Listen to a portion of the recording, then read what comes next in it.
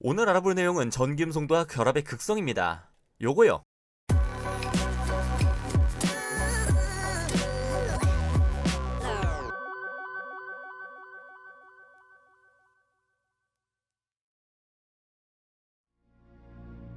오늘은 화학결합에서 빠질 수 없는 중요한 개념인 전기음성도의 정의와 그에 따른 결합의 극성에 대해 알아보도록 하겠습니다. 전기음성도는 정기적으로 음성을 띠는 정도를 나타낸 것인데, 쉽게 말해서는 전자를 좋아하는 정도 또는 전자를 끌어당기는 힘으로 설명할 수 있습니다. 전기음성도 크기의 경향성을 단순히 파악해보자면, 이렇게 주기율표에서 중간인 14족을 기준으로 왼쪽으로는 전자를 잃어 양이온이 되길 선호하는 원소들, 그리고 오른쪽으로는 전자를 얻어 음이온이 되길 선호하는 원소들이 배치되어 있다 보니 당연히 전자를 좋아하는 성질인 전기음성도는 오른쪽으로 가면 갈수록 증가할 것이라 예측할 수가 있죠. 또한 주기율표에서 아래로 내려가면 원자핵과의 거리가 자꾸 멀어지니 전자를 끌어당기는 힘이 약해져 전기음성도가 작아질 것이라 예측할 수 있고요. 여기까지만 설명하면 전기음성도는 큰 특징이 없는 그저 그런 전자를 좋아하는 정도에 그치고 말 것입니다만, 사실 전기음성도는 결합의 종류를 좌우하는 아주 중요한 요인입니다. 다시 용어의 정의로 돌아가서 전기음성도의 정확한 정의는 그냥 일반적인 전자를 좋아하는 정도가 아니라 공유전자쌍을 끌어당기는 힘입니다. 조금 특이하죠?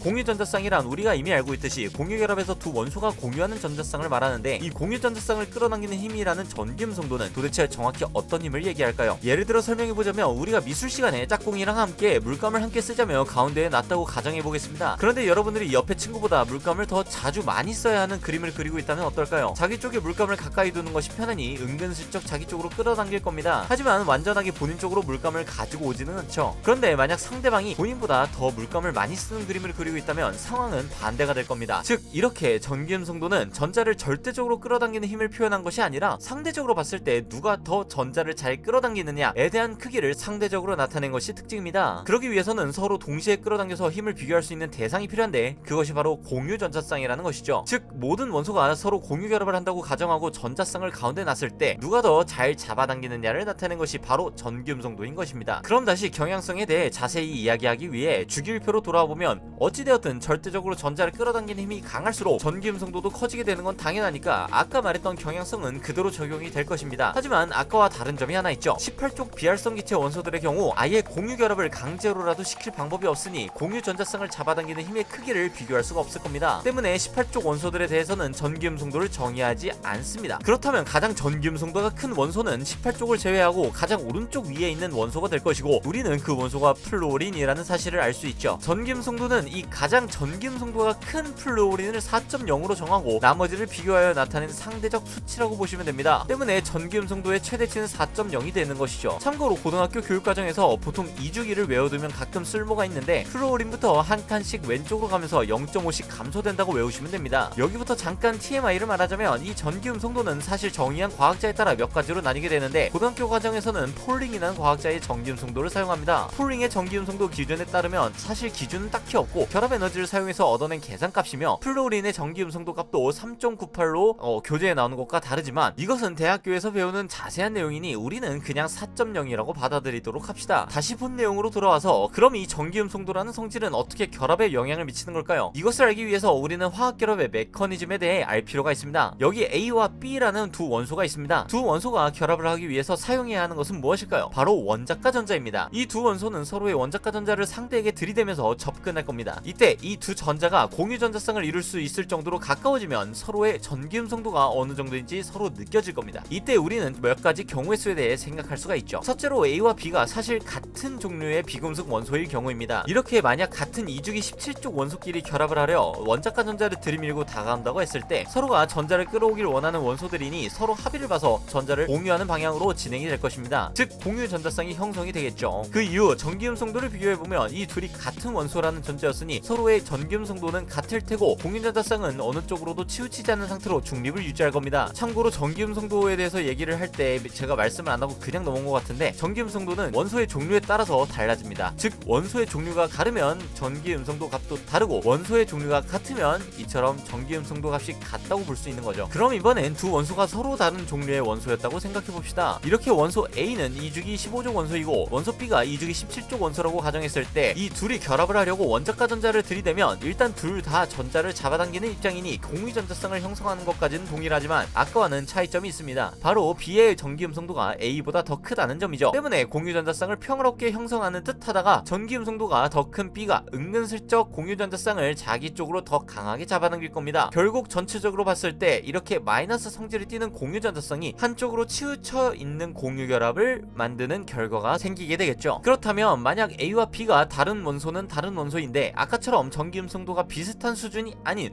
완전히 다른 수준의 차이를 띠는 원소라면 어떨까요? 예를 들어 A는 2주기 1쪽 원소이고 B는 2주기 17쪽 원소라고 가정해보겠습니다. 이 경우 두 원소가 서로 원자과 전자를 들이댈 때 지금까지와는 상황이 조금 많이 달라질 겁니다. 지금까지는 서로 전자를 원하는 상황이었고 그 정도가 다른 수준이었지만 A의 경우는 거의 전자를 끌어당길 의지가 없죠. 반면에 B는 여전히 강하게 전자를 원하는 상태이고요. 즉 전기음성도의 차이가 너무나도 압도적으로 나는 이런 경우 A와 B가 서로 공유전자쌍을 이루기도 전에 B가 A의 전자를 낚아채 가버리게 됩니다. A의 입장에서는 전자를 그닥 원하지 않았으니 땡큐인 상황이고 B의 입장에서 봤을 때도 전자를 얻어왔으니 땡큐인 그런 상황이 만들어지게 되는 것이죠. 이 경우 A는 전자를 한 개 B에게 빼앗겨버린 상태이니 플러스의 양이온이 될 것이고 B는 반대로 뺏어왔으니 마이너스의 음이온이 될 겁니다. 그리고 이 둘은 갑자기 생긴 전하를 안정화시키기 위해 서로 결합해서 상쇄시켜주는 결합을 하게 됩니다. 바로 이온 결합이죠. 자, 지금까지 이야기했던 얘기들을 종합해보면 전기음성도의 차이가 나지 않는, 그러니까 동종 비금속 원소들끼리 결합하게 되면 공유전자쌍이 치우치지 않는 공유결합을, 전기음성도의 차이가 어느 정도 나는 비금속 원소들끼리 결합을 하게 되면 공유전자쌍이 치우치는 공유결합을, 그리고 마지막으로 전기음성도의 차이가 매우 많이 나는 원소들끼리는 이온결합을 형성한다고 정리할 수가 있겠죠. 즉 우리가 지금까지 배웠던 공유결합과 이온결합을 나누는 기준이 바로 전기음성도의 차이였다는 겁니다. 보통 전기음성도의 차이가 대략 1.7 이상 크게 나게 되면 이온결합을 한다고 얘기를 하긴 하지만 어차피 예외들도 있기 때문에 굳이 고등학교 교육과정에서 이 1.7이라는 수치를 외우실 필요는 없습니다. 자, 그럼 일단 공유결합과 이온결합을 구분하는 것은 그렇다 치고 아까 봤던 바로 이 두 가지 공유결합은 과연 같은 공유결합일까요? 왼쪽의 공유결합은 공유전자쌍이 치우치지 않기 때문에 두 원소의 전자가 분자 전체에 고르게 분포하겠지만 오른쪽의 공유결합은 아닐 겁니다. 공유전자쌍이 B쪽으로 치우치게 되면서 분자 전체의 전자 분포가 B쪽으로 쏠리게 되겠죠. B 원자 주변의 전자 밀도가 높아지게 되면 마이너스의 전하를 띠고 있는 전자의 특성 때문에 B 원자 주변에 아주 약하게나마 마이너스 전하의 성질이 생기게 됩니다. 반대로 A 원자의 주변에는 상대적으로 전자를 빼앗긴 기분이 드는 상태이니 아주 약간의 플러스 전하 성질이 형성되게 되고요. 즉 각 원자 사이에 전자가 아예 이동해버린 이온이 갖는 전하보다는 매우 약하긴 하지만 어쨌든 마이너스와 플러스로 두 극이 양분되게 됩니다. 즉 극성을 띠게 돼버리는 것이죠. 때문에 이렇게 전자쌍이 한쪽으로 치우쳐 약한 플러스와 마이너스 성질을 띠게 되는 공유결합을 우리는 극성 공유결합이라고 부르게 됩니다. 반대로 전자가 치우치지 않아 플러스와 마이너스 성질을 띠지 않았던 아까 전의 공유결합을 우리는 무극성 공유결합이라고 따로 부르고요. 추가적으로 설명하자면 여기 보이는 아주 약한 전하를 완전하지는 않지만 부분적으로 띠는 전하라는 의미로 부분 전하라고 이름을 붙이며 이렇게 델타 기호를 붙여 표시해줍니다. 다시 한번 정리해보자면 두 원소의 종류가 같아 전기음성도가 차이 나지 않는 무극성 공유결합, 그리고 두 원소의 종류가 달라 전기음성도 차이가 발생해 부분 전하를 갖게 되는 극성 공유결합, 마지막으로 전기음성도 차이가 많이 나기 때문에 공유전자쌍을 형성하지 못하고 이온이 된 후 결합을 하는 이온결합, 이렇게 세 가지 결합을 두 원소 사이의 전기음성도 차이로 정의 내릴 수 있을 겁니다. 오늘은 이렇게 전기음성도의 정의와 그에 따른 결합들의 극성에 대해 알아보았습니다. 이 내용은 이후에 나올 쌍극자 모멘트 내용과 분자의 극성을 파악하는데 중요한 역할을 하는 내용들이기 때문에 반드시 잘 공부해 두셨으면 좋겠습니다. 오늘은 그럼